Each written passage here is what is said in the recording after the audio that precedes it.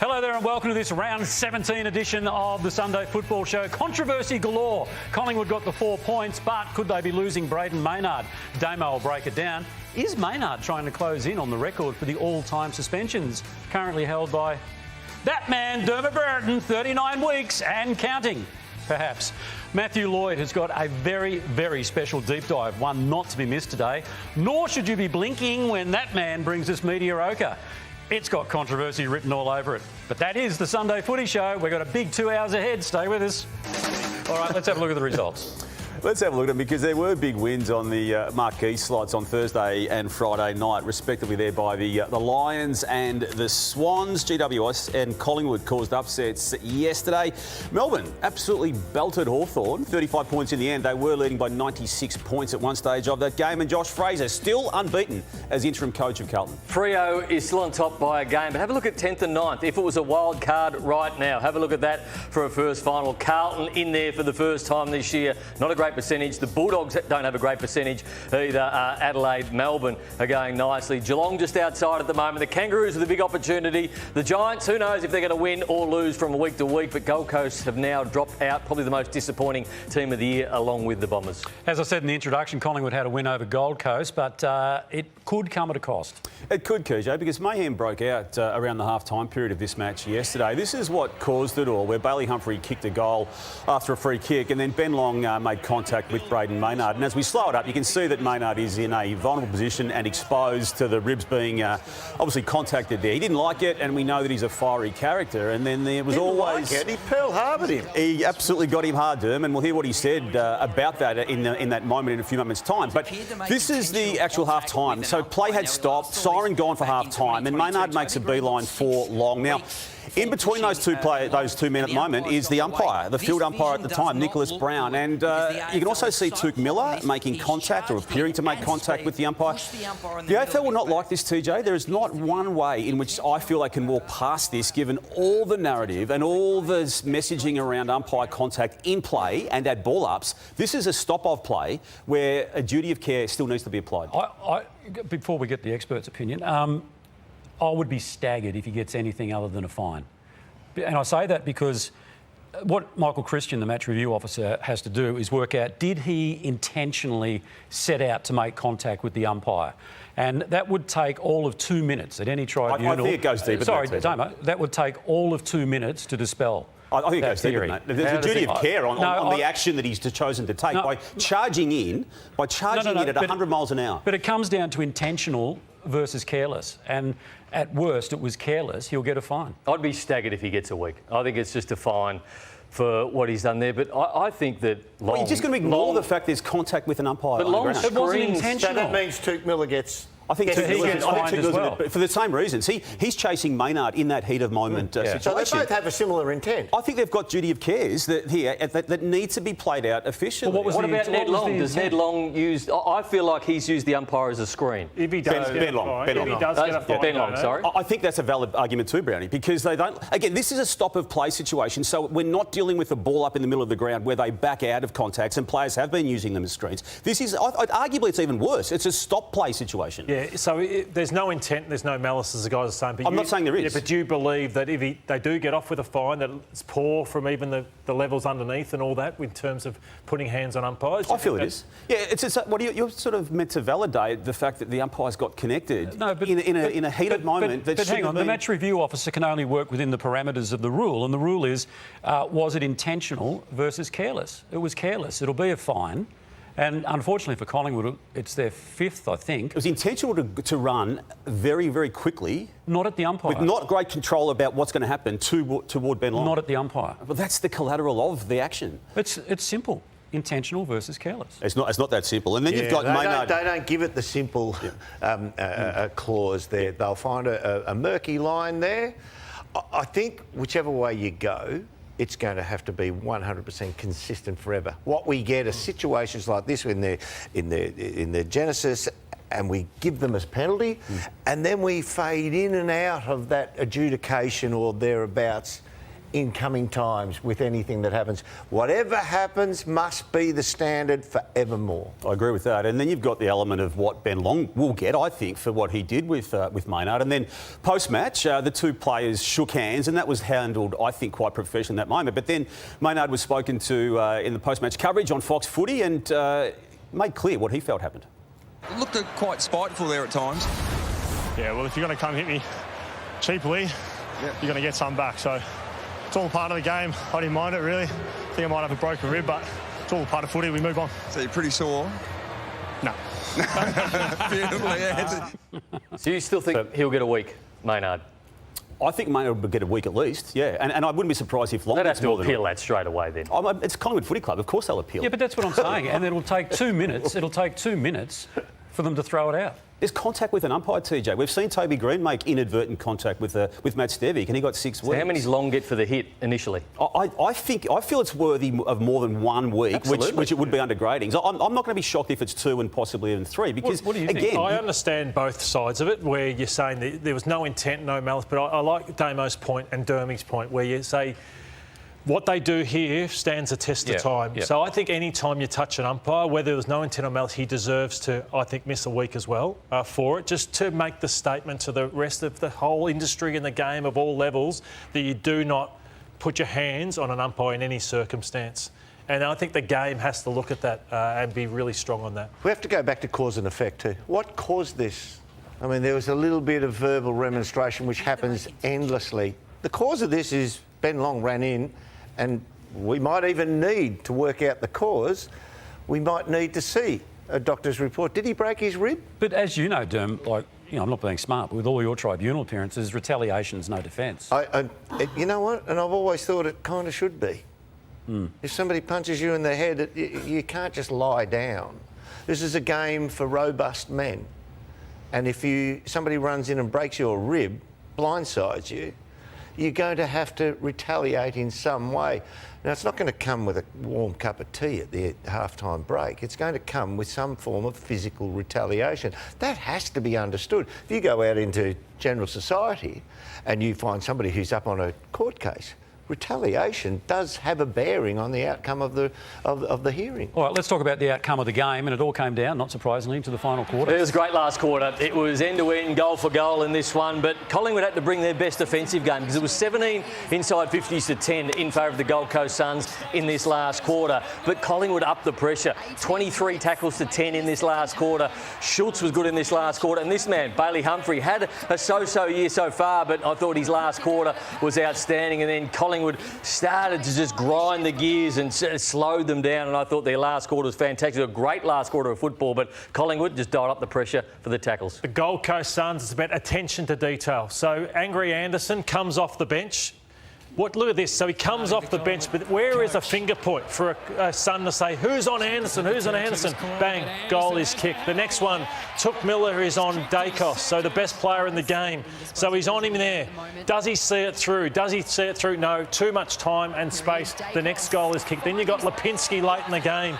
Attention to detail. So it's a defensive 50 stoppage. Is anybody on him? No, there's not. You give these good players time and space, a goal is kicked. So that's where the Suns are off, and it's why they've lost 6 games in a row. All right, Carlton, on the other hand, have won 7 in a row, but only just. Yeah, they scraped in last night. There was a little bit of an issue with a goal line technology at the end with Haynes, but it was goal for goal in the last quarter. The Blues kicked the first one, but then the Richmond Footy Club came home hard late, and they kicked 1, 2, and then obviously Tom Lynch didn't have his kicking boots on last night, but they got very, very close when Campbell kicked this goal. It was over the line, but they didn't pay it, and then they just had time and time again, they had the opportunities to go forward. I thought Ainsworth, when he got the ball at the end, I thought he had an opportunity to give it off. It should have been holding the ball. They should have had another shot at goal, but the Blues held on for 7-0. Sorry, just explain the technology failure. So Haynes stepped across the goal line, and you could see clear gap between that. So it should have been a rush behind. The umpire didn't pick it up. He stepped back out, then he stepped over again, and the umpire pinged him for insufficient intent. So then the umpires missed it. They all missed it everywhere, and then they go and get the free kick the goal, and it was back on. Well, what's the point of having technology? Yeah, well, It didn't work last night. It's a mess, but they chose to remove the element of the ARC being able to intervene, TJ, after the Rowan Marshall incident about 6 or 7 weeks ago. The Josh Fraser story is the most incredible story we're seeing. The story of the year, isn't it? It is the story of the year, and the fact that he now has 7 wins from 7 matches. And this is now where it gets really, really interesting. A bit of a banged up, injury-wise, Hawthorn coming up next, then the most hated rival, Collingwood Footy Club. If that game goes a certain way, there might be 90,000 people there for that particular round 19 clash, and then they've got the out-of-form Suns and then the big Lions coming up in round Big 21. chance against the Hawks, aren't they? I reckon they are, Brownie, with what happened yesterday in Tassie. And some of the names that are being mentioned to go up against Josh Fraser, I wouldn't be too worried if I was Josh Fraser. Yes, you respect people in the game, but Josh has now coached 7 in a row. It's not as if it's Longmire who he's up against. He's up against all untried coaches. So you're big on this aspect of it, aren't you? You've been changing with the results that are unfolding. Your views on this? I was always you don't fall in. I'm still saying you don't fall into Fraser yet. But when they go after a first-time coach, like how do these guys usurp him? Well, he's certainly got a formula that's delivering. I mean, you can get part-time coaches, or caretaker coaches that get a 50, 60% win-loss record. I mean, this is a foolproof method over 7 weeks. It's a huge sample size. He's equalled the all-time record of a caretaker coach winning 7 out of which was set in like 1912 or something like that. Would you give him the job? At this point in time, if you had said you got to make a decision next week, yeah, of course you would. All right, let's move on. The other match that was in, well, Melbourne and Hawthorn. Where do you want to start with this? This was incredible. Unbelievable. 13 goals to 1 in the first half, and Melbourne haven't won away that often this year, and Hawthorn have been, look, they haven't been able to be beaten at this ground, but 13 goals to 1. It was quite a stark scoreline. But what they lacked, Hawthorn, was Amon, Impey and Josh Weddle off half-back. So what they did, they ran it out, but they'd set up a wall. Jath was one who was sending it back. Max Gorn was sending it back. Turner was sending it back. So every time Hawthorn got the ball out of the defensive end, they didn't have run and carry. They bombed it out. It just came coming back in, 13 goals to 1. And plus 25 in the first quarter for contested possession. Yeah, absolutely. Yeah, Dermot's right. They were smashed at contests. They were smashed for clearance. And so those guys could be in the back line, Brownie, but they're going to be under the pump. And when you got dominance in the midfield, you love it as a forward. And Jacob Van Rooyen had probably a career best game. 24 disposals, 8 marks and kicked 5 goals. And Jacob's inconsistent. You know, he's still trying to find it. He's very much a straight liner right now. But when the ball's coming in like that, he had a real day out. Absolutely. Well, he's just outsized James a little bit on those occasions as well. But, yeah, he's bobbed up and got in the right position. The ball was coming. Lloydie, you'd have kicked 8 in the first half if you'd have been playing in front of that, the way the ball was coming in. It was just moved beautifully. They killed him around stoppage. But I also want to have a look at a few things Hawthorn got wrong. You've mentioned some of the players that were out and the likes. But you have a look at Cozzy Pickett. In the first quarter, when the game was there to be grabbed, Cozzy Pickett had 12 possessions. And when it went to stoppage, Hawthorn didn't man him up. They left him on the defensive side of the pack and he had free run at it. Now, whether that's we want to do something somewhere else in the coach's box and therefore we got to allow them to have one free, or whether a player in the mix and matchups of the midfield got it wrong. But Cozzy Pickett being free at stoppage in the first quarter, he had quarter of a kilometre. He had over 250 metres gained and 12 possessions. So they got that terribly wrong, the Hawks. I find it amazing that he's not tagged. So we've seen time and time again. Essendon a few weeks ago, they didn't go near him, the same as Hawthorn, and he dominated. When he has been tagged this year, he's had 14, 15, hasn't kicked a goal. So he is being able to tag out of the game. But at the moment, clubs elect not to tag him. He's the only player at Melbourne worth tagging in the middle of the ground. He's the only player that can break it open. So if you take him out, half your job's done. The other thing is he's grown so much as a player as well. There was a time where he wanted to be angry and tough, and he got reported a few times. He's not that player. He's taken that out of his game, and now he's just a wonderful ball winner and accumulator and takes metres. Hawthorn and Melbourne go head-to-head on the handball a little later on in the program. As I said in the introduction, Llordo's deep dive is a really special one today. You don't want to miss that. And you know Media-Ocre is going to be controversial when Nathan comes in and just asks for our support on the back of it. So we're all in together, so it was a team effort today. Yeah, let's just have a look at it before we commit to your support. All right, now, Llordo, a couple of weeks ago, I don't want to put words in your mouth, but you intimated it wouldn't be a bad thing if Freo's run came to an end. Well, in terms of, it's hard to be up for so long, and you'd rather a loss now than come finals time because everyone's coming after you. But is there a weakness at Fremantle? And I think that Jake Stringer was phenomenal. So we're at the show, Jake Stringer highlights, and they have been brilliant, Fremantle. So I'm not going to... But I saw Jack Gunston get a hold of them about 5 or 6 weeks ago where he was on Luke Ryan. He destroyed him. And he was too nimble. And Stringer was turning on a 5-cent piece. 7 goals yesterday. 7 goals. And I was thinking Alex Pearce and Brennan Cox. Could that be that those mobile type guys who move well, can turn you inside out, time their leads really well? Could that be a little flaw in them? I reckon Cox and Pearce are both suited to genuine big mountain key forwards, and then you've got Ryan who likes somebody not quite as agile and quick, but a little bit smaller. They lack for that one in between. They don't. No one's got a Connor Iden, but he's the archetype of that mid-range 6'3" player who can shut that type of player down. And Derm, I'm assuming you would love this when the two big bulls in the paddock went at each other in that same paddock yesterday. Patrick Voss and Toby Green just getting it on here in a way that required a lot of energy to be spent. It was a pretty fiery game at times. It's good. It's good to see somebody make Paddy Voss turn to the umpire and said, "Protect me." And Toby Green was in him and at him and just gave it to him. I mean, he's such a great antagonist. He's a bit of a showman too, Toby, but he's so clever. He works out, right, this is the time to take his mind off the game. I can get to him. Is there one melee from your days that you look back on and you think that was... With fondness? Yes. No. With fondness. The 85, this one at the start of the 85 grand final, that was a bit more than a melee. Yeah, that was battle. Alrighty, now your team, the Dogs, one of your teams, got towed up on... Against the Sydney Swans Friday night, they sure did. Now, Hawthorn went out and got Barris and also Battle and shored up their back line. The Dogs are chips in on Zach Butters. I'm just thinking, do they need another defender? Do they go in on another defender? Let's have a look at the first 5 goals. All these 5 goals. Don't let the ball over the back. 2 defenders there. You can't let the ball over the back. Goes over the back. The only spot they can kick a goal. Do they need another defender?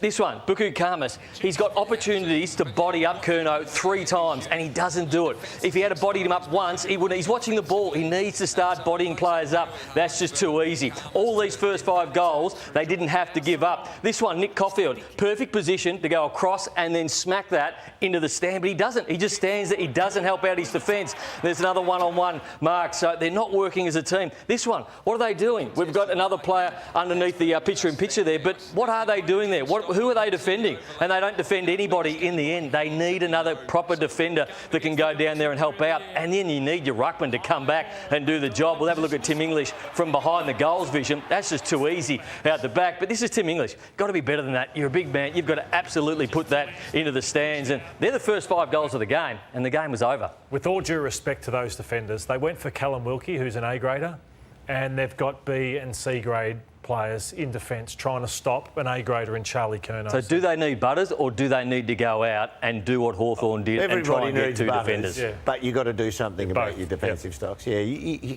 Have they got any failed key forwards? They tend to make great backmen. Can they...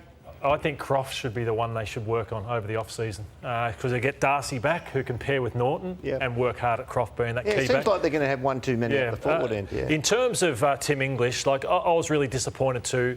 Grundy just licks his lips every time he comes up. He has 11 Brownlow votes in his time for Collingwood and Sydney whenever he plays against Tim English, and it got to a point where he just was smashing the ball that far forward. I've never seen a ruckman do it. And I don't know if they took Meader's game for ruckman smashing it forward to be a record. Specific tactic for the Bulldogs in English, or a tactic that could be used to effect for the remainder of the home and away season? I believe they have to just take him out and just say, hey, we need to remove him. We have to play him back.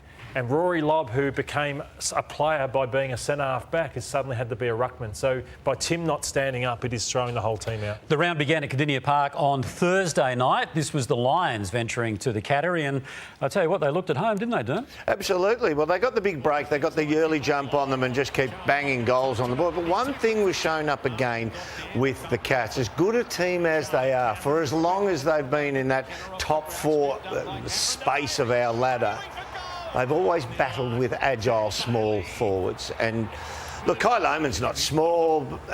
Zach Bailey's not small. They're around the 6'1" mark, but you call them ground level players who can take a grab, and they're fleet of foot and they're agile, and that troubles the Cats' defence, always has. They need to address that as well if they want to move on a little bit further than where they are now. And the Lions have had to deal with injuries all season. They've still got Zorko and McCluggage out. Kadeem Coleman's getting closer to return, but I raise that because Darcy Gardner's going to miss matches now with a severe, what appears to be a severe hamstring complaint after shutting down Jeremy Cameron in this particular match, Llordo. So massive concern there for him. Zach Bailey, who was brilliant again, just some tightness there, which we don't expect to be too problematic. And the late game on Friday night was over in the West. It was Adelaide up against the Eagles. The Eagles, continue to show a little bit, but it was Adelaide's night. Yeah, they've got class players who are more experienced and mature. Rankin and Dawson, 27 disposals each. Darcy Fogarty backed up his 5 in the showdown with another 4 goals. Keys kicked 3. They started poorly, West Coast, but I'm buying their stocks. I think their young talent at the moment is as good as anybody's young talent in that bottom half of the ladder. So they could be 18 months away from it, but I think their top-end talent is outstanding. Yeah, as long as you don't believe it and you think it's just going to happen like we've seen with the Suns, who, after winning a final last year, have gone backwards this year. Alrighty, just a quick shout-out. We love our local football, whether it be in the burbs or in the regional areas, but the Clayton Football Club this weekend celebrating Greg Klapsos, 400 games, which is a pretty good effort. Yep. Yeah, one club, one player, 400 games. So I don't know if he's got commemorative wine or anything like that. But Well done, Clappy. Clappy, is it? I don't know. Well, it is now. Greg, What would you give him? You've just celebrated a milestone. What would you give someone? He could have... Oh, no, I was going to say... how is your watch going? No, my watch is great, yeah. Yeah. Do you want Give to know him the- your watch. You're not wearing it. The nice one, you don't? No, I got a very special gift this week, actually, from the network. I'll show it to you in the ad break. You've seen it, Llordo? Yeah. No, move on. All right, here it is. What caught my eye? And Derm is going to tick us off. Well, sitting at home and watching this wonderful show, and there's times you know the industry and you think somebody's setting something up here for a beautiful moment where they all get a laugh. So, Damo, you came up on screen last week, and this is what caught my eye in your pursuit of happiness. Even they can short circuit, as the great James Brayshaw discovered this week. You're a great man. Now, Fat. Yes, no, it's been very nice down here. I think it just cut out a little bit too soon there. I don't know what. We didn't say that bad. Can we play it again? Can we play it again? No? Maybe not. We're going Now, beautifully. Fat. cricket's Barrett. No, it's been very nice down here. No, they cut it too early. Keep going. Back live. That's fantastic. So, and I don't know why you three were laughing. I knew you were going somewhere. Because in the words of Jimmy Luffner's wife in Chopper, here he was just copping it sweet. He copped it sweet. You three, are you willing to throw anyone under the bus? Roll the tape. Let's have a look how excited you are, Teach. Have a look at how excited you are there. You got the choppers out, they're glistening. But let's just have a look at how excited John is. Let's have a look at how excited John is. We got the camera working.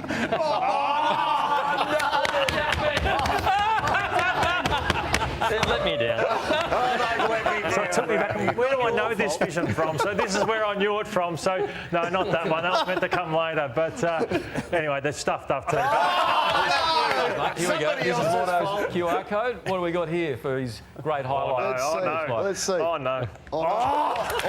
There we go. And You can Nathan. still play, Llordo. Yeah, I could. Righto, Nathan. What's Nath got? Righto, hang on, here we go. TJ. So, here we go. There you go. Nah, it's working well, Teach. QR code, there you go. So, a huge thanks to everyone in the control room. TJ, you've actually given it to the control room. Well, when in doubt. Somebody else's problem, somebody else's fault. Terrible play by you boys. All right, well, I know that Footy Classified on a Tuesday night over the next couple is going to be in pretty safe hands, because when you have a spate of injuries at a football club, you're not bringing your A graders in, are you? But I can say the likes of Triple M and Footy Classified are. It's been a big month for me, Damo, because I've hosted the Sunday Footy Show. Eddie's going away. I'm hosting Footy Classified, and I'm in the chair today, and the ratings couldn't be better. The ratings could even before you actually host them, which is great. So, and I'll show you how good he is as a host. This is the radio version. Nick Dacos leads all comers thus far in score involvements. Which Docker sits? No one second? wants Murphy Reid. Wait till your name's called, please, Isaac. And you're incorrect anyway. Oh. Super host. No one. Nathan? I'm going to go with Murphy Reid.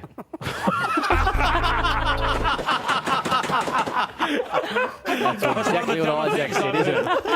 That is one of the dumbest things I've heard. No one wants to holiday with As a host, I'm trying to figure out what's coming up next. At the same time, Chief, I wasn't concentrating. Look, lack of concentration, that was. Well, mate, you shouldn't be doing the job, basically. I mean, you've got to think two things at the same time. Shouldn't be doing the job. I'll go through a few things with you later. That'll work. Yeah. You can't chew and think, spit your chewy out. Yeah, Brownie, I wasn't aware that TJ was having a go at you and his what caught my eye. Okay, because you don't need to apologise. I am having a go at you as well. You're great, mate. Brett Delidio was on the Dos and D podcast during the week, and he just outlined his friendship with you and how you used to mentor him, but he had a slight concern too. He did teach me a hell of a lot, Nato, but how to save your money was not one of those in terms of the clothes that he bought and the cars that he had and whatever else. But maybe how to operate in nightclubs might have been more. Yeah, well, yeah, not how to dance, that's for sure. Okay. You know, he's got 2 left feet. Silkiest mover on the field. House off it. Now, I reckon Liz is a bit harsh, Brownie. I don't reckon you've got 2 left feet. I reckon you've got moves like Jagger, because we've been running this for a few times now. This is a cruise ship with the family, and he couldn't be talking about moves like this. Doom, what do you make of this? Top off. Hands going everywhere. If your kids are ever naughty, show them this. And if you ever want reason, Llordo, to know why Brownie didn't get that gig on the Today Show all those years ago, we've also got some other movement of him dancing, aerobics off style.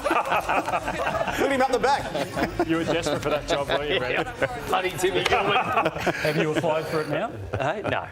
No. Now, we all love the vision of After Dark TJ, where he just whips into the soft serves, the crown after a meal. He's just had his KFC and he washes it down with a bit of a soft serve. But Derm, no one's got a sweeter tooth than you, and you were going to do special comments, and we got jellyfish exclusive vision. You've got a soft serve before you've gone in to do media. So there you are. You just got the double serve of magnificent. And all the spectators around filming you could not believe what you Man of the people, man of the people, Matthew. How often would you do that? Do you have your own security there? Yeah, the coppers. Yeah, coppers. I go and have a soft serve on the way in each week. He was interviewing one of the CEOs of the AFL once. We were doing an interview at SEN. You were knocking the top off an Easter egg bunny once.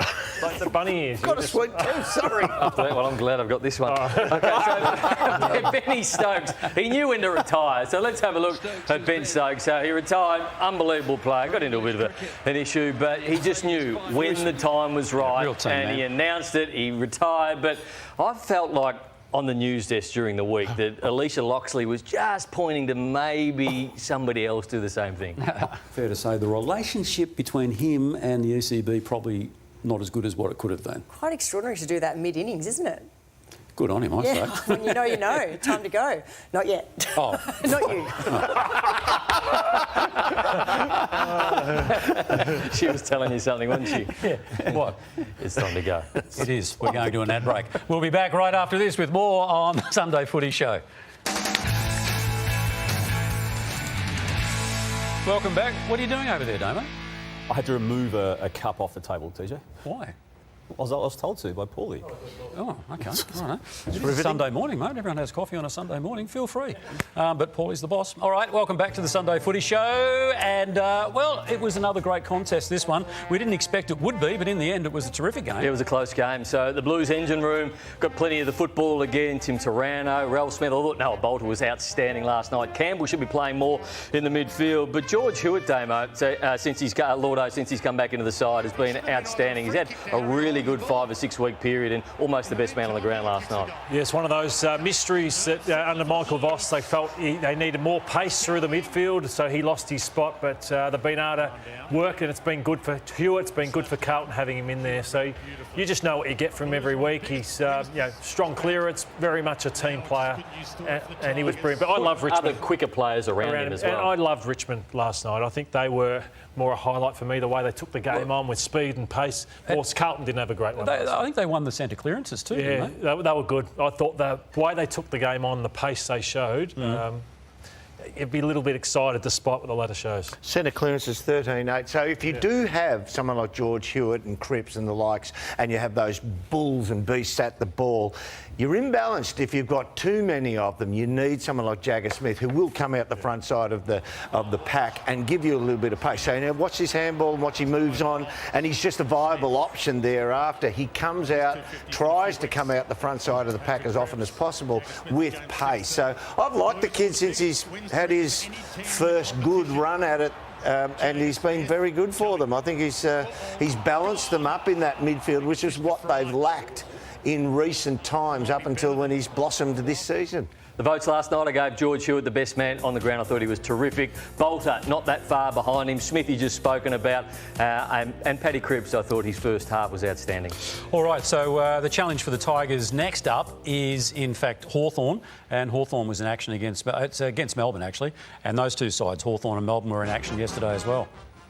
It was a very difficult game to watch if you're a Hawk supporter. You thought...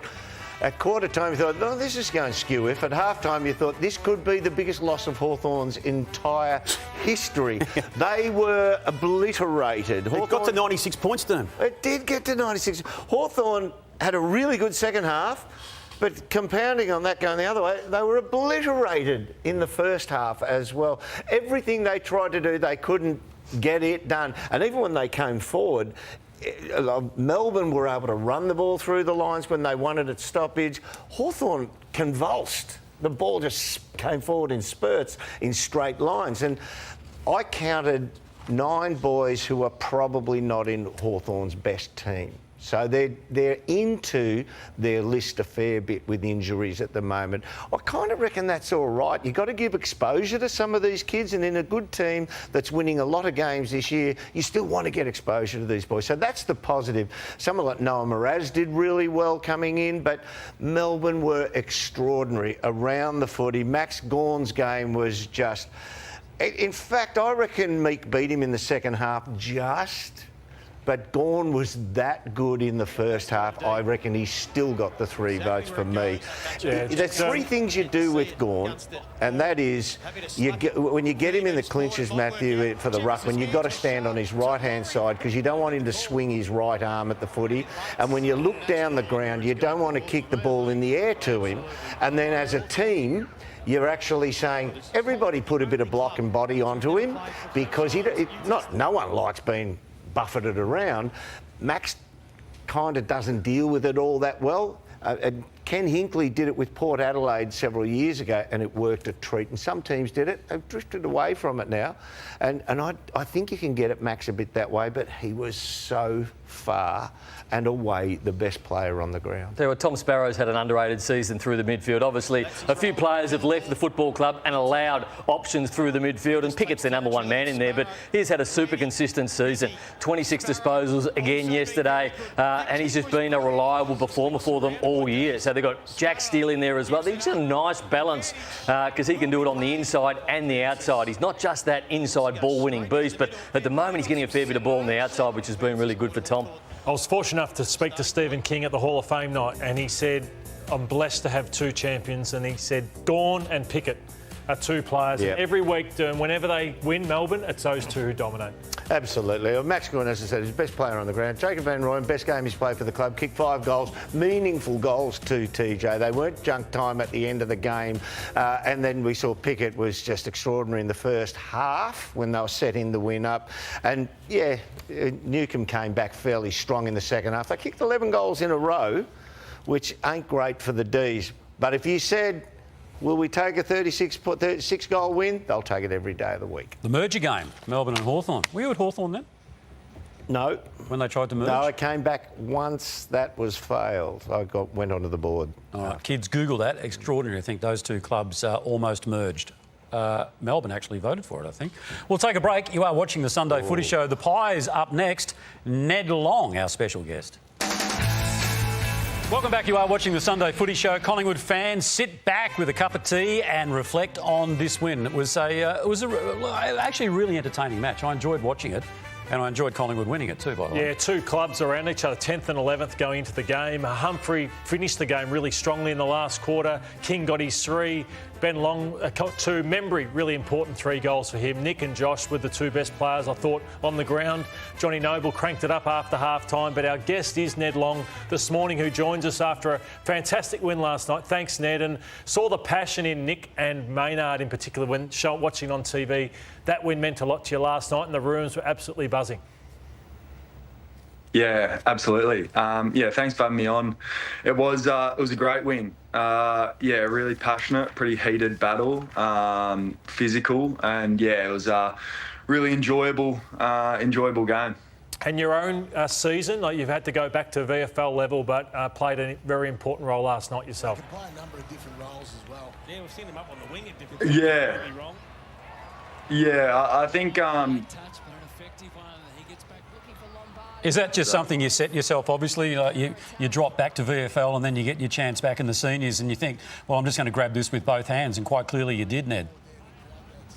I think it's just about figuring out the role I can play and how I can help, and going back to VFL and finding a bit of form there, getting back in the midfield, and just doing what I can. So it's been a little bit of an up and down year and not ideal, but feeling like I'm starting to find a bit of form, which is nice. Absolutely. Ned, been asked to play forward for so much time in recent times. Has that flirted with the way you build your game? Has that affected you and your form line?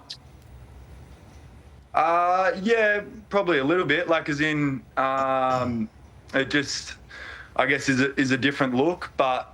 It's sort of always happy to help the team in whatever way possible. It's probably not as much my natural game, and so it's been nice to go back into the midfield. Yep. But having said that, we've got a lot of great midfielders, so really happy to play whatever role that the coaches think will help best. Craig McRae coach sides haven't used a run-with player for as long as he's been there, but over the last 3 to 4 weeks, Ed Allen has been that man. So first of all, we had him on last week and he didn't speak glowingly about himself, so I'd like to ask you about the roles he's been doing, and further that, the midfield, because you haven't tagged before, the changes you guys have had to make to accommodate that. Ed's a pretty humble guy. I think anyone watching has seen he's done a pretty amazing job over the last, as you said, 3 to 4 weeks, playing on some pretty incredible players. Anderson yesterday, I think the balance he's finding at the moment is pretty special. Like, he's having an impact offensively and getting involved, but he's also limiting the opposition's probably their best player, and so I don't think it's actually changed too much from. I guess the rest of our midfield, like we sort of try and stick to our games as best we can. But I think it's a really good starting point for him, and he's really thrived in that role. Ned, you've already mentioned there was a bit of heat in the game. There was a lot of heat going into half-time with the Ben Long and Maynard situation that occurred after the Bailey Humphrey goal. What are you able to say about that this morning? And also, too, as you do discuss it, what did it do in the rooms at half-time? There seemed to be a lot of energy going into that period of time. Got pretty heated there for a bit. I think we came off pretty hot, as you would have seen, and pretty up and about and rowdy. And I think there was a really good effort once we got into the rooms. Sidey, coaches, senior boys really just calmed us down, talked about sort of taking a breath, resetting, because we had a big second half still to come. So, I think we really, I think that experience showed for us in that moment how we were able to go from such high energy and calm ourselves, reset, and then come out hot in the second half. Do you, again, I'm probably asking you a question that's maybe even unfair to ask, but do you feel that Long should be suspended for what he did to Maynard? Look, we'll see what happens. I don't think personally that it's a great look, but we'll leave that to the tribunal MRO to sort that out. You were angered by his actions, yeah? Look, I think everyone, I guess from a Collingwood side at least, fans, coaches, players, everyone, would have felt a certain way about it. And, I don't think that's a needed part of the game. But, it was a really physical game and a lot goes on. And I think it sort of, there was a lot that happened. Whether that was play on, I probably think that's maybe a little bit too far, but we'll see what happens. No, we'd agree with you that we don't want that. It's unfair to Braden Maynard when you're in a weak position like that. So the votes from last night: Josh Dacos, Nick Dacos was clearly best on ground. Josh Dacos, Bodie Uland, and Zeke was very good as well. And Tim Membry gets 7 for his 3 goals. The best prize pack in the business is coming your way, and we send tracking with it to make sure it gets there. Family pass to Victoria's wildest theme park, Gumbaya World, where thrill rides, water slides, and wildlife experience all in one. And don't worry about what they say about the quackers, because they actually bite. A HitFit membership, combined body weight and boxing for a full body workout, made to meet the moment. Look and feel your best. Travis Matthew apparel and a box of Chrome Tour golf balls. Umbrella in there, a golf towel, a cap thanks to Callaway. And Bar Fridges Australia are back for all your beer and wine cooling needs. Bar Fridges Australia, one-stop shop. A pair of Aquillas. We've been giving out Aquillas for a long, long time here. There's players known as Aquillas, premium quality footwear since 1958. A pair of Rick's eyewear that inspires confidence. And Platform 28 just over here at the Docklands, the best pub, and we'll give you a free meal and elevate your wardrobe with style from St. Goliath and 2 pairs of hybrid undies from the Better Collection that's sewn elastic into the groin for maximum support and no chafe. But that's all coming your way, Longy. Good on you, Ned. What's on for the rest of the day for you? No, not too much. I'll do a little bit of recovery, but pretty quiet today. And then head in tomorrow. We've got a little bit of review and recovery. Maybe hang a painting or two on the wall behind you, or just brighten her up a little bit, Ned. Oh, good on you, Shane. Should spruce it up. It's a bit boring, isn't it? That's all right. Blends in with this show beautifully. Ned, always great to talk to you. Thanks very much. Enjoy the review tomorrow. It'll be interesting. Ned Long joining us there from the Collingwood Football Club. You're lucky Rory Sloane's not here. You too. You know what he's like about asking young blokes some curly questions. I thought he answered that really well. He handled it very well. Okay. He was fine. He's not a young bloke. He's an experienced player. He can answer the way he sees fit. Yeah. You're like, in the bikie gangs, they had the little... You're like that. You're like the little rat. Do it again. Yeah, you tell him, boss. You tell him, boss. That's you. That's you. The bikie gangs. What is wrong with that, man? You're asking that now? All right, we'll take a break. You are watching the Sunday Footy Show. More in just a moment. Lloyd!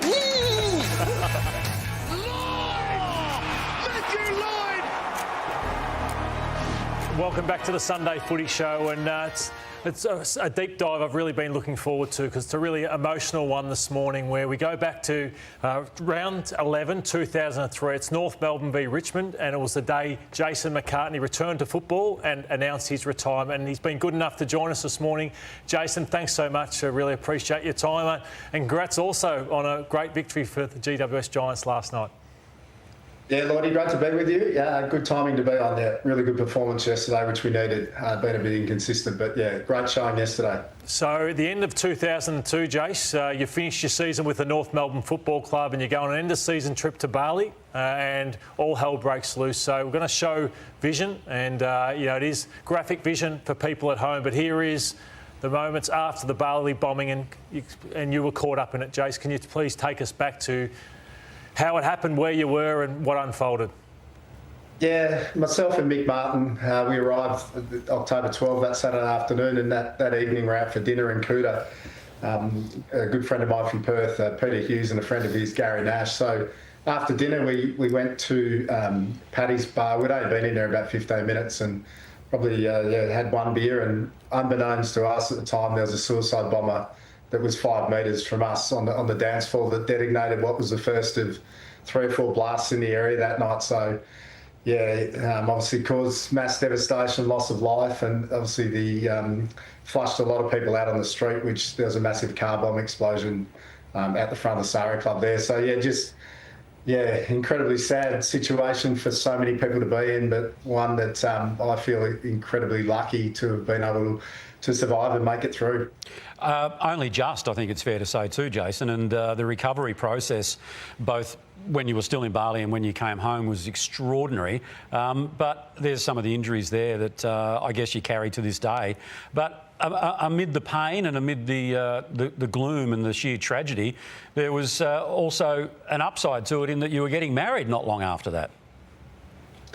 Certainly was. December 14 that same year. As you can see, I wasn't in great nick, so Narissa, full credit for sticking around and sticking by me. But it was great to have that milestone to actually something to really strive to achieve. Like I had some amazing care at the Alfred Hospital in Melbourne, but the early thoughts there was pretty much touch and go. A week in an induced coma, whether I'd survive, and then beyond that, physically and mentally, what I would be like. But probably was told I'd be in for 8 or 10 weeks and to think about postponing the wedding. But I was lucky enough to get out in 3.5 weeks. Had an amazing physiotherapist and medical team behind me there. Incredible support from my wife Narissa and just the broader community, to be honest. And I suppose, as bad as it was, I was at somewhat at an advantage in terms of it wasn't like I was going back to work and banking, finance, teaching, accountant. That I was an elite athlete and training was what I did day in, day out. So I was able to really, just get back and commit myself to that, and got to a situation, obviously, that the wedding went ahead as planned, which was amazing. And then I'd already started thinking, although I didn't share it with Narissa, that I was thinking about returning to AFL football before that. But post the wedding, it was all about getting back to work and playing AFL footy. At the time, it wasn't about one game, it was about continuing on. But I suppose that process and understanding the extent of my injuries and how long the healing process would take, that goal of mine ultimately probably changed a month out from when I did get selected to play AFL again. Jason, it was an extraordinary time. I was in the commentary box that night and you actually said, to TJ, I don't think I've got anything left in me.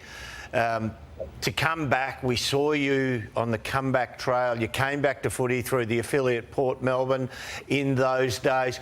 Just how tough a toll was it on your body to get back to play footy? Yeah, those images, that was North Melbourne, our affiliate, like you said, was Port Melbourne. That was the first game I played and I was incredibly nervous. That was my 28th birthday. It was March 14 of that year.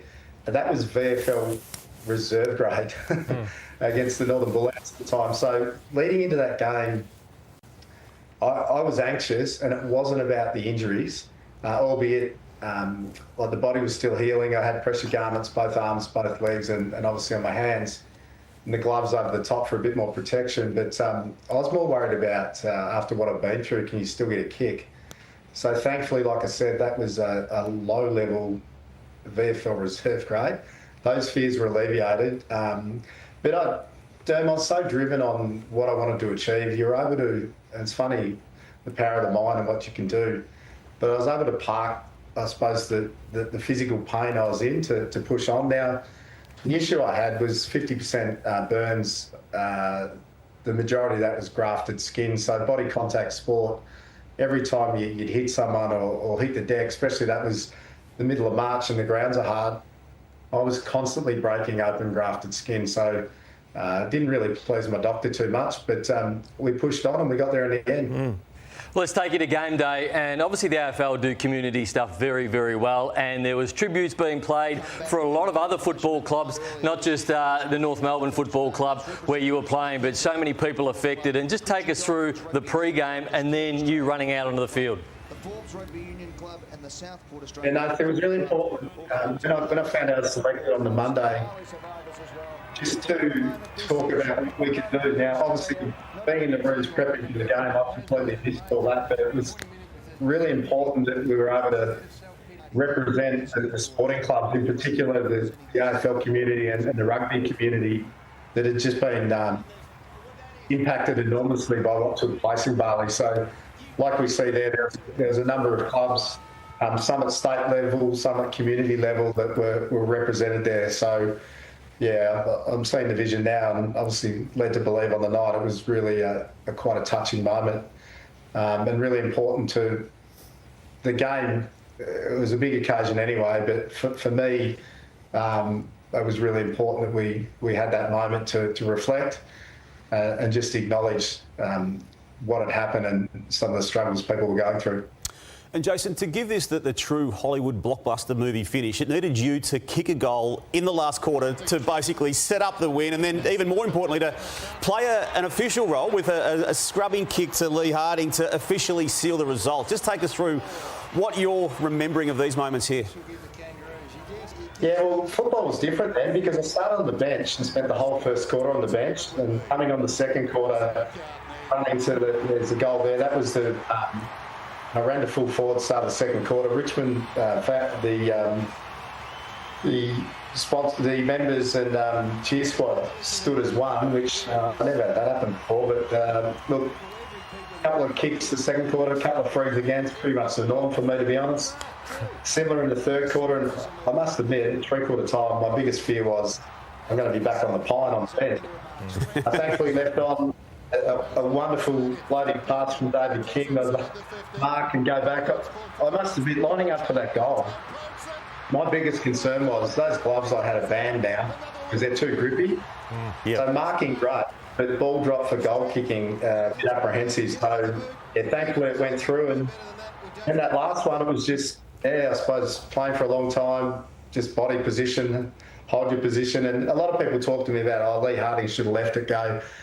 Lee was incredibly quicker running towards him, and it wouldn't have went through. So thankfully he swooped on it, and that was the one that got us across the line. So it was quite remarkable how everything panned out that night after everything I'd been through and so many others, and the support I'd had to. It was a fairy tale. You couldn't have scripted it that well to finish like it did. So very, very fortunate. You couldn't have scripted the match part of it any better, and then you still had the moment with Tony Jones post-match where the interview obviously was broadcast live on Channel 9, but also in this moment it was broadcast to the stadium itself. Yeah, I suppose this is no better time than I think I've used up every inch of my determination through my fitness and I suppose mental effort, and I find it fitting now that I'll hang the boots up as of tonight and go out on a great note. Because I'm spent. It's been a tough time, but that's enough for me, mate. It was a big moment, Jace, wasn't it? Just to cap off the whole occasion. Yeah, it was all about TJ, wasn't it? Really? Hey, Jace, before there's a backstory to it. Like, I had seen that happen in South Australia. I was doing some commentary that year as I was returning to play, and I'd seen an on-ground interview that did go around the stadium as well as the TV audience. And I just thought then, hey, if I ever get back and play, I'd love that for the people that are there as well as the TV audience. And I know, look, I went in and did the Thursday night footy show leading into the game. And when I walked in, obviously, those of you accustomed to it, the pre-game meal in what was Eddie's boardroom. And when I walked in, I became acutely aware that Eddie knew what was going on. I was going to retire. And it's fair to say, I was panicking. But Eddie was fantastic, didn't say a word about it anywhere. But what happened on that night is I think TJ had been told that interview post-game not to ask me anything about next week. Now, no one had told me anything about that. So when TJ's asking his line of questioning, I was just looking for the opportunity to make sure I got it out that I was finished up. Because there's only 7 or 8 of my teammates actually knew, because we're in the leadership group that morning after our team meeting. And that's when I told them. So having got it out, that was great. We get back in the rooms. Eddie was already down there. So I think what Eddie may have planned is that TJ not to ask me anything about next week, and then Eddie to have the exclusive down in the room. TJ trumped it. Well, because Cardone, our executive producer, rang me at the 20-minute mark of the final quarter to say, look, Jason's going to retire, but he'll do it with Eddie in the rooms afterwards, so don't ask him anything about next week. And I said, well, what would you like me to ask him? What was the last CD you bought or something? Anyway, so when Jason went with it, I was Well, I wasn't chuffed, but... Yes, you were. Well, the night was all about you, Jace, but TJ did want it to be about himself. And here is the cameraman and the producer has never been seen because it went from a 2-shot to a 1-shot. And TJ wanted it to be a 2-shot the whole way through to make it about himself, Jace. You'd think you'd get over it. What are we, 40 years on? Good stuff, Jace. You're spot on, Jace. Hey, we're so grateful for you coming on, and there's a lot of probably kids at home who weren't aware of the events that went on and how many lives were lost, and we're so grateful that you're still here with us, Jace. You're a wonderful person, and really appreciate you joining us this morning on the Sunday Footy Show. Well done, Jace. Absolutely. Thanks, guys. Really appreciate the chat with you. All the best. Thank you. Good on you. Jason McCartney joining us there for a very special deep dive. You are watching the Sunday Footy Show. Welcome back to the Sunday Footy Show. It's time for the Sunday Agenda. When Lee Matthews speaks, people listen. This is Lee Matthews yesterday on 3AW on James Hird's credentials as the next Essendon coach. Do you have a view about the lack of coaching experience? Oh, I think it's a handbrake. It's obviously better. I would have thought, and that's why I think Nathan Buckley's done a very, very smart thing to go back and be involved at club level after being out for 3 or 4 years. I reckon 3 or 4 years, if you're out any longer than that, you lose touch with what's currently going on because football departments are evolving all the time. Lee Matthews, a former teammate of yours and an icon in the football space. Do you agree with his assessment of James Hird? There's not much I disagree with, Lee, but I disagree with that. I don't think you have to be in there just to know the terminology. You can see it if you still understand the game. You see it, you absorb it, you can still blurt out to your players what you want to have done. Charisma counts as well. It counts a long way, which James Hird has it in spades. Yep. Another premiership coach in Simon Goodwin spoke to us on Triple M Friday night, Browny, and he's still open to jumping back into a senior coaching vacancy should it come his way. Yeah, look, I love coaching, Damo, and I want to get back into being a senior coach at some stage. I'll wait for those conversations to come my way, but I'm certainly not in any rush. Obviously, going through, being involved in a pretty successful program, I'll wait to have those conversations, and when they'll come, I'll be open to them. Llordo, as we wade through 3 clubs looking for a new coach, he's just been strangely, I think, forgotten in the possibilities around him. It was only 2021 when he won a flag. Yeah, it might have got stale at Melbourne, but people at Sydney are blown away by his coaching abilities and how he's changed their philosophies and how they do things at Sydney. So, yeah, I'd love to see him get another chance. Yep.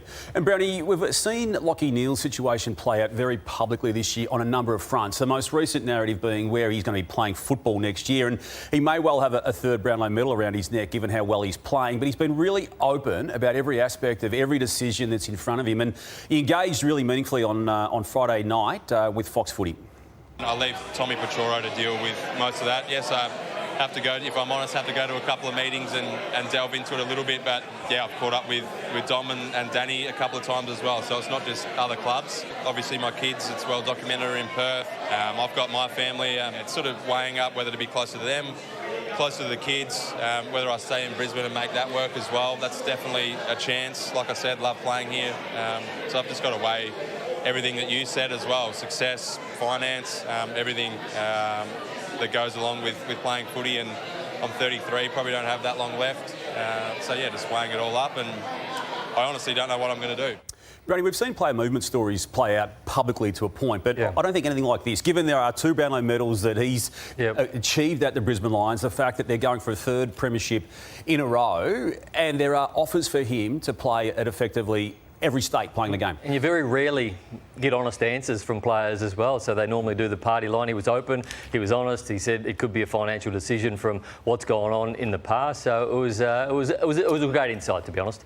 All right, terrific stuff, Damo. We'll take a break on the Sunday Footy Show. The Dockers, well, they've come back to earth.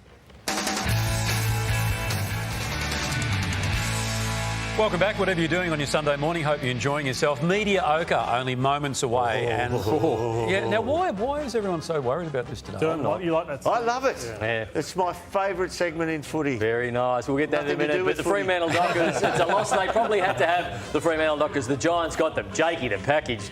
Contract year, kicked 7. Tracy kicked 3. Oliver, Callaghan, they all get the ball. Caleb Serong back to some form. But Toby Green, he might not be there much longer if you read the news. Oh, well, if you read the news, the thing is about Toby Green is he has a PhD in football philosophy, knowledge and how to take an opponent's mind off the game. He can get a little testy on occasions himself, but what he does with the footy and knowing how to better his teammates is phenomenal. He's as good as anyone I've seen. Does he remind you of you? Oh, a little bit. Don't be stupid. I'm talking about how good he is at visualising the game. So he'll see. Yeah, so was I. Thank you, Tony. He'll be able to look at the landscape around him, imprint it, look down and go, and when he wins the ball goes, I remember there's one out there. Bang. And he'll get him. 1 out of every 500 league players can do that, which is tough because only 414 play each weekend.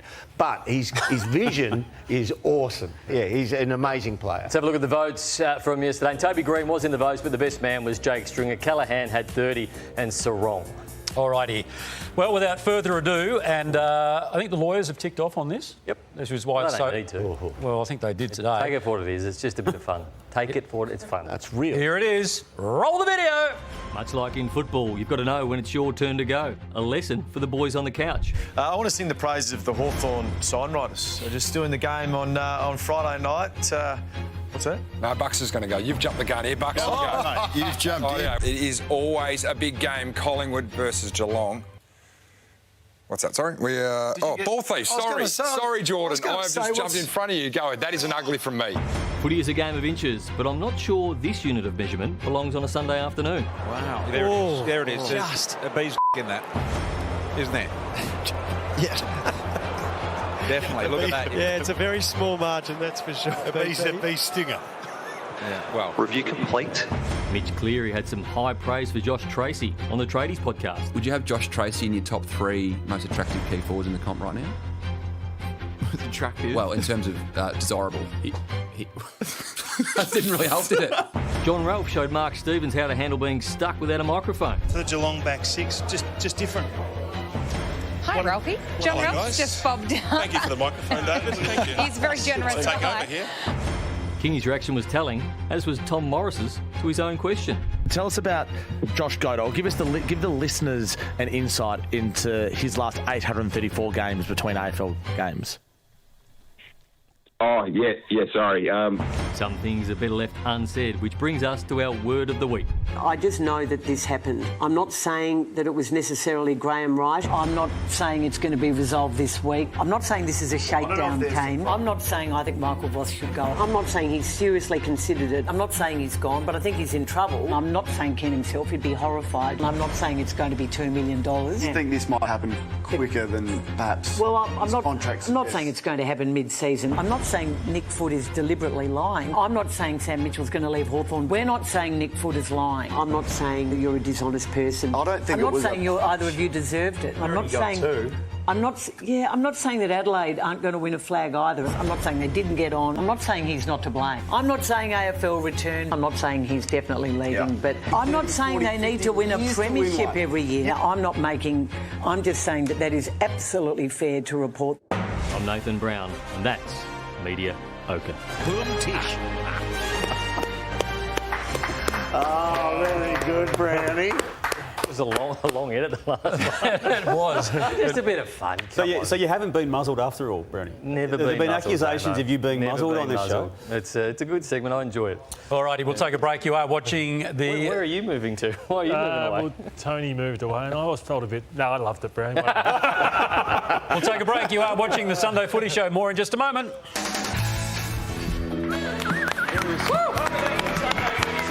Very good morning to you too, Tony Barber. $250 on the line. Damo, who are you playing for? Kathy Keane from Heidelberg in Victoria, Brownie. Sharon McCormick from Mount Dunedin. Brian Barley from Euroa in Victoria. Great part of the world. And Catherine Duncombe from Malanda in Queensland. All right, been a lot of world sport on involving a lot of Australians, so let's get straight into it. Question number 1. Who are England playing against this week when Ben Stokes retired? What fry? Chicken. Hang on, that was me. Clearly, New Zealand. how could it For a not bonus Hang point, on. Which over did he announce his retirement? 35. You don't lose one, but it was the 11th over. Which Australian knocked out Serena Williams from Wimbledon It wasn't about the earlier this week? Joint. That's it. Well done. For a bonus point, who is filling in for Sam McClure tomorrow? Chicken. On 9 Wimbledon coverage. Me. Ah, very good. One to TJ. Get the names right, Tone. Famous Faces question for 2 points. Name the 2 Australian goalkeepers who played in the... Chicken. Yeah, Matt Ryan and Patrick Beach. That is right. Famous Faces. OK, let's get into it, Tone. Some famous Socceroos. Some of them who've CJ'd Just you. point 1 to 9. Yeah, can you go through them for me, Nathan? Well, this guy didn't shake your hand, and either this guy. Mark Viduka, Harry Cool. And who are the others? Lucas Neal. Lucas Neal, Bresciano, Timmy Cahill. Bozza, Miller Jedinak, Yeah, so John Aloisi, Tim Cahill. Miller Jedinak, Mike. No. Mark Bosnich. Bozza. And the bottom, you can steal a point off somebody. Damo wins every week. Llordo. Every week, Damo. Llordo. Bad luck, Llordo. Which Olympic Australian silver medalist recently did a tell-all documentary? Scott Miller. Scott Miller is correct, Damo. OK. Okay. Who took the penalty in 2005? Aloisi! John Aloisi is right. Get another. Is this going to be all soccer? Lucas Neal. Lucas Neal. And the bottom. You can mute somebody. Llordo. I'd really like to apologise to Sharon. Who did the Australian men's cricket team recently defeat in a T20 series? I feel like $1 million. Off the subcontinent. Was it Pakistan? What's right? Who was it? No, it wasn't Pakistan. It was Bangladesh. Bangladesh is right. Hang on. How's it? Off the subcontinent. Sort of. Famous Faces question. What 2 players are currently leading the Golden Boot? And it wasn't about the money. I'll go Messi and I'll go Kane. Incorrect. Mbappe. That's his right, Damo. You get First it, Famous name? Faces. Killian. Starts with F. Killian. Timmy Cahill. Timmy Cahill. 1 point for Damian. All right. Who do Australia's women's T20 team play in the World Cup final? England. Tomorrow morning is correct. Damo. Famous Faces. Name one of the rules of Wimbledon Lawn Tennis Club. Chicken. All white. That is correct. An 11 p.m. curfew. You only got 3 minus This 3, is massive. TJ. 6 all Yeah. and You wouldn't want to get minus 3. Miller Jedinak. Miller. You can risk all your points for a risk question. Back Tone. yourself, TJ. I'm going to risk 3. You're going to risk. Hang on, 3. thanks for the May as well confidence. go. Okay.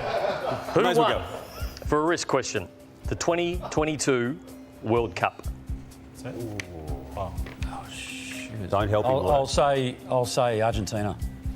Correct. Oh. I reckon you got help then in your ear. Do you? Yeah. Nathan, retract it now. Okay. Retract it. No. Who am I? Who am I? Damo 6, TJ on 9, -1, -1. Okay, it's got a soccer theme, this one. Oh, I'm in trouble. 5 points. I'm the captain of my team. I have... What's right? Ryan. First name needed. Matt. Matt Ryan is right for 5 points, and he's up from the clouds again, Damo, with 11. Who'd you win 250 for? Kathy Keane in Heidelberg. who's your captain, Damo? Matt Ryan. Yeah, who's your captain? Australia. Okay, I thought you meant the local team, maybe. Just I had to go, Lord. I was threatening player. myself. That's Don't very question. good. Don't start questioning me. like noble. I should have muted. And I didn't know he was a captain. But All right, back to you, Tony. well, judging from the score, Matthew, you didn't know a whole lot.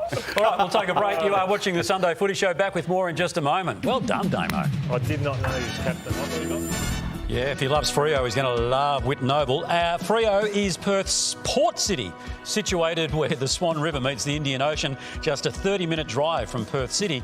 It is bursting with vibrancy, colour and quirky culture, Nath. From the bustling Fremantle markets to one of Australia's first microbreweries. Discover Fremantle on walking tours with local guides, visit World Heritage-listed Fremantle Prison, or relax on the many sensational beaches. And for footy fans, Collingwood and Adelaide fans in particular, in a few weeks, your sides will be heading to Optus Stadium to take on the teams of the West. So if your team is making the trip, why not follow them along and make a holiday of it too? Turn your footy weekend into a dream WA getaway and experience everything Perth and WA in general has to offer. Time for Primetime Takeaways, TJ, and the focus is on Geelong out of the game against Brisbane the other night. I think Brisbane are now 4th on the ladder. They look scary again. They're going to peak at the right time of the season. But Geelong, I asked the question, how concerned are we about them? I saw similarities to the grand final where they were opened up Geelong badly through the speed, through the corridor by the Brisbane Lions, and I saw it again where guys like Bailey Durham and Rayner, Charlie Cameron, they were just too quick for them. And can Geelong change? Yeah, once again, that fleet of foot type player gives Geelong trouble. The one thing I'd say in Geelong's favour is that, I mean, Scotty, he definitely wants to win this game the other night. But I don't think he pulled out all stops to try and do so. If you think back like 8 weeks or so ago when Geelong knocked him over, he had Oisin Mullins tag Lachie Neale completely out of the game. Didn't put him anywhere. Do we hear the same excuse for them against Fremantle? They've lost four out of 5 matches now. They're actually losing pace with the top 4 teams, with that double chance. So, I get that, but I'm saying he didn't on this occasion try everything to win. I reckon he kept a little bit up his sleeve. In a final... For what, well, they're now 7. But they're now vulnerable. If you want to win a premiership, you've got to beat the best at the sharp end of the year. Of course, yes, I get it. You've got to make your way to the sharp end of the year. But it's all about, you can be a good team and you know you're never going to win a grand final. This is about, for him, setting up so he can win against the best. So if they play again, he's not putting Oisin Mullins to Zach Bailey. He's putting him back to Lachie Neale. But at the moment, he's risking a top 4 finish. As I said, I get that, but you've got to plot your journey along the way. He's probably looking forward to it, thinking, I can bank wins to get along the way to there. I mean, Brisbane haven't exactly said, we must win every game. They've done it pretty well. I mean, you can plot your season. I just had that feeling he kept a little bit in the bank on last Thursday night. Sydney and the Western Bulldogs. The Dogs are where they deserve to be, their 8th Brownie, but the Sydney Swans are now 2nd on the ladder. Where do they lack? Do you think they lack for anything? I think they lack to be able to stop ball movement against the better side. So against the better sides this year, they've been able to move the ball. Brisbane last week, Hawthorn moved the ball really well against them. So I think the best teams move the ball nicely against the Sydney Swans, and they don't have an answer how to stop that. I thought Rampy coming back was important for them. They worry me in defence a little bit, the Sydney Swans, and they can shut their ball movement down at times. West Coast v Adelaide, Dawson fired up, Rankin fired up. Derm, do you trust them?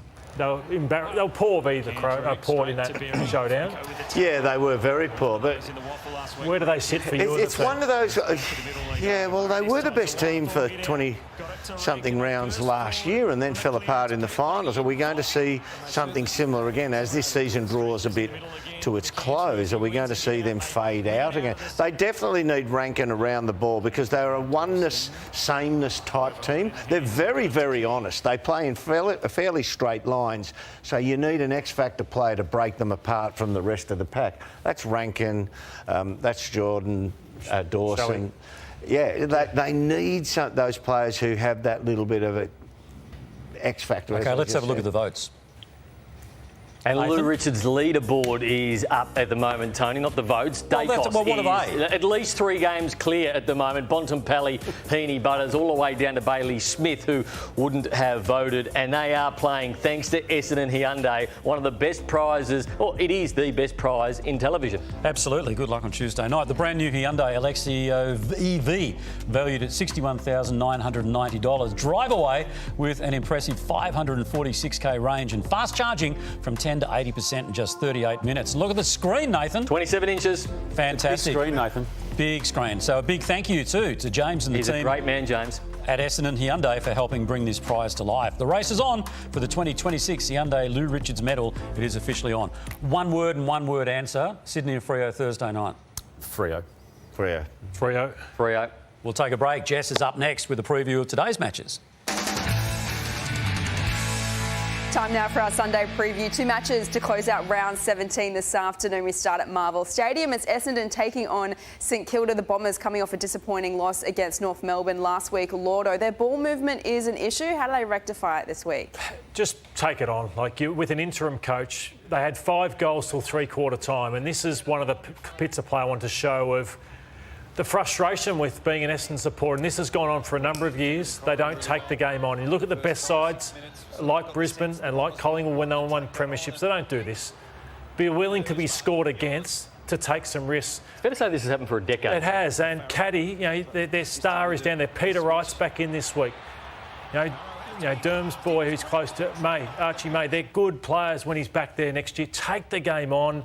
You're losing 10 in a row anyway. You've won one in a year anyway. So be bold. Try and kick 15 goals today against the Saints. So they'll be looking for a response. St Kilda, they're in 14th place on the ladder. They do have a favourable run home. No trouble outside Victoria, Damo. Do you think they might make finals? I've had the view, Jess, that they needed to make the wild card at the very least and then win one to validate what they did recruiting-wise. At 6 and 9, they've left themselves in a very vulnerable position. I can't see a way in which they lose today, though, so that's going to look a whole lot better come close of play on round 17. So they're a chance, but I still don't like anything significantly about what they're doing. There's a big match coming up at Adelaide Oval in the old school 4:40 time slot this afternoon. Port Adelaide are hosting North Melbourne. Port Adelaide coming off that wonderful showdown performance against the Crows last week. Nath, their pressure was a real highlight in that game. Yeah, it was. It's been a real what-if season for Port Adelaide, hasn't it? I think we measure on defensively has been outstanding, but then you look at them and they're 5 wins and 10 losses. They should be inside the, not only 10, but the 8 at the moment with the football they've played, but they haven't been able to get the job done over the line. But there's a lot to like about what they're doing, but when you look at 5-10, how can you like it? Absolutely. But how do you see this match playing out? Because it's a big one for North Melbourne as well. And what do we think of North Melbourne at the moment? Are they sort of a There's chance? There's a danger with North when they have come off the back of a good win, and then they come up against a team like Freo, they get blown off the park. And that's happened a few times. After good wins, they then, when they travel, get just obliterated. There's a danger if things don't go right early. North could go right out the back door in this one. What's been their best win, Damo, North, you think, this year? Like, who's their biggest scalp? Gold Coast? The Gold Coast come from behind from 43 points, but every other win has been against a team lower than them. So this would be one of their better ones, Jess. If they beat Port Adelaide in Adelaide, that'd be show how far they've come. Do you think they could do it, North Melbourne? No, I don't think so. I like Port. I think they've just been unlucky with losing close ones consistently. So, but I'll be wrong. I'm happy to be 5 and 10 though, aren't they? They are 5 and 10, but yeah, I'll back Port. It's a bigger game for North Melbourne though. It is massive. All eyes are on North Melbourne in this game. Yep, so plenty of good footy to come this afternoon, TJ. Absolutely, Jess. Good on you. Thank you very much for that. I cannot wait for the handball. A couple of young guns joining us. Yep. That's going to be very interesting. And can you please just keep an eye on, like sometimes they use like a favoured hand more than they should. So please just keep an eye on that. Browny. When they put 30 seconds up, that we've got 30 seconds to go to pad, I'd come up with something a bit better than what you did then. Oh, well, I just think to myself, if I was to highlight a deficiency... What? Welcome back to the Sunday Footy Show. Great to have your company. A little bit of mint popped out then. That's disgusting. Yeah. We've got a couple of very special guests. Things we have to deal with here. Unbelievable. Derm? No good. I beg your pardon, Derm? Well, you don't be spitting everywhere. Oh, come on, Derm. Alrighty, we've got 2 special guests on the handball today. We've got a couple of youngsters, a couple of young guns who are certainly going to make an impact in their careers. We've got Paddy Cross. How are you, Paddy? Good, Tony. How are you? Yeah, good, mate. Great to have you along. And also Cameron Nairn. How are you? I'm good, thanks. Thanks for having us. Obviously from the Melbourne and the Hawthorn football clubs. You're playing today, eh? Yep, back in the twos this week. So play down at Casey against Port Melbourne. Good effort to come in this morning. How have you found your first season? Yeah, it's all happened pretty quickly for me, like getting picked up sort of end of March. But yeah, it's been unreal. Great experience, a lot of good exposure. When did you debuted? Sorry, I was just going to ask, when did you get wind of the elevation to the senior list? Obviously, it was linked with the Stephen May vacancy on the playing list, but did you have a line of sight on it prior to the period? Not really. I was sort of training with the ones twice a week over the summer because I was a tradie. So I'd 2 days a week, Monday and Friday, I'd come and train in with Melbourne because I was been at Casey for 3 years prior.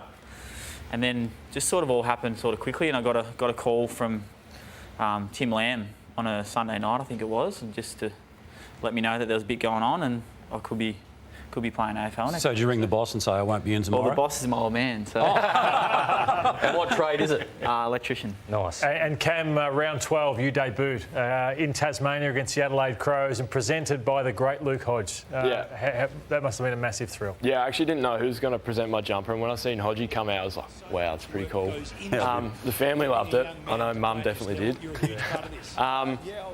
Debuting in Tassie, it didn't feel like a real AFL game. It was more like a bit of a country feel to it, but yeah, it was unreal. And the way you've gone about it, you're a beautiful kick of the footy. Has that always been part of your weaponry, or did it develop over the recent time? No, it was probably always what I had going for me when I was younger. I was always pretty small and not very fast, so I just had to be able to kick. But Yeah, that's what helped me, I reckon. Are you number 22, did I see? Yeah. Yeah, so you're one locker away from Dermott. Yeah, one away. Dermott doesn't play anymore. No, I know that, but on the locker, I swear to God, Nathan, I swear to God, mate, one day, right, I know, just let me get one in, all right? But I'm just saying that on the locker next to you would be some... Good, Nathan. I didn't say anything. I might just have a bit of energy left in me after that one, all right? How would you go up against TJ? They're laughing at you. Anyway, the locker next to yours has got some very famous names on it, Yeah, number it does, 23. yeah. Who would you say is the best number 23 of Hawthorn? I can't say that, can I? Buddy was pretty good. Don Scott. There's a bloke called Ted Fletcher as well. Hey, you've got Richard Loveridge. He was 22. He's on your locker. Yeah. Played 100 games. You don't even know who I'm talking about, do you? No, you don't. And now you spoke about your dad being your grandfather played for St Kilda. Yeah, he played, I think, 50-odd games for St Kilda in the 1960s. I think he did his knee a few games before that 66 flag, so he's pretty stiff there. But, yeah, he was a little half-back flanker. Yeah, right. Any relation to Daniel Cross? No relation. And Browny, you stitched me up. Okay, 84 is the score to beat.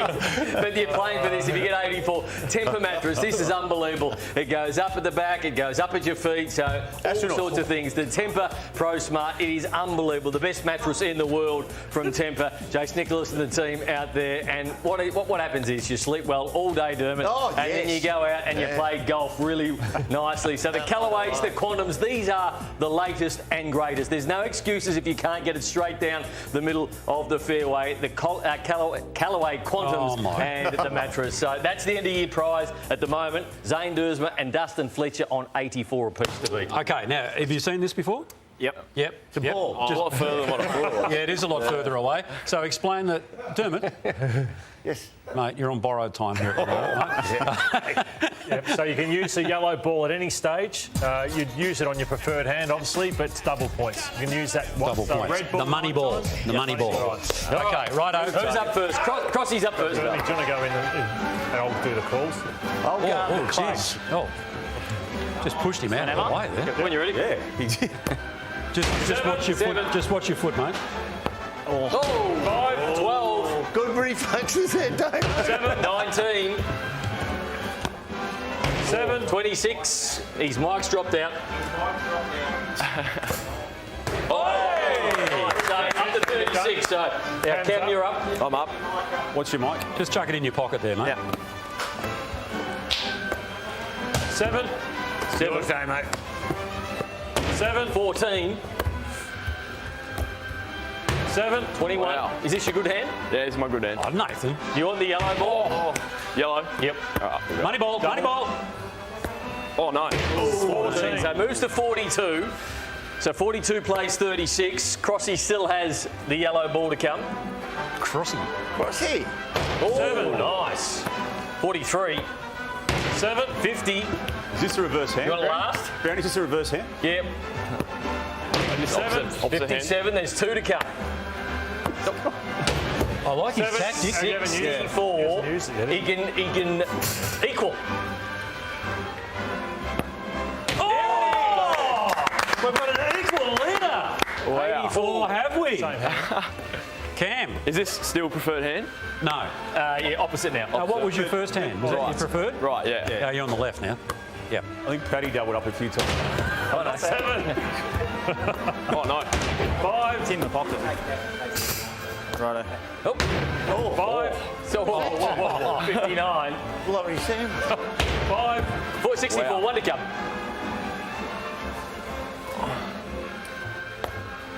Yeah, that's nice. Okay. 71, 84 to 71. All That's right, a good score. but yeah, it's a very good score. But I am being told there will be an investigation through the week because it might have been alternating hands. Oh, right. No, that's not Nathan Brown, though. I didn't know that pick was it up the, as the adjudicator. Yeah. Isn't it? So you're normally supposed to be on these things. Yeah, well, I did notice it, but I didn't want to break his concentration. But He did a great job. You do 5 rights, 5 lefts, because Paddy's saying he didn't know the rule. But if he is 5 on the right and 5 on the left, Yeah, I know, I'm gonna let that but through. we're being told by upstairs that there was a bit of hand alternating going on. Right. Yeah. Are you about to sing or what? Well, my mic's fallen out. So gotta make do. Who would you like to dedicate this to? All righty, good on you fellas. All the best for the remainder of the season. What'd you say? Daniel Cross. So one segment you can't balls up, but you balls it up. Yeah, Tony. Good on you, mate. Thanks for coming in. As I said, all the very best for the remainder of the season. That does wrap it up for this edition of the Sunday Footy Show. Whatever you might be doing for the rest of the day, enjoy yourself. And, as Nathan always says... May the sun shine on you today. Have a great day. I thought you were going to start singing then, mate.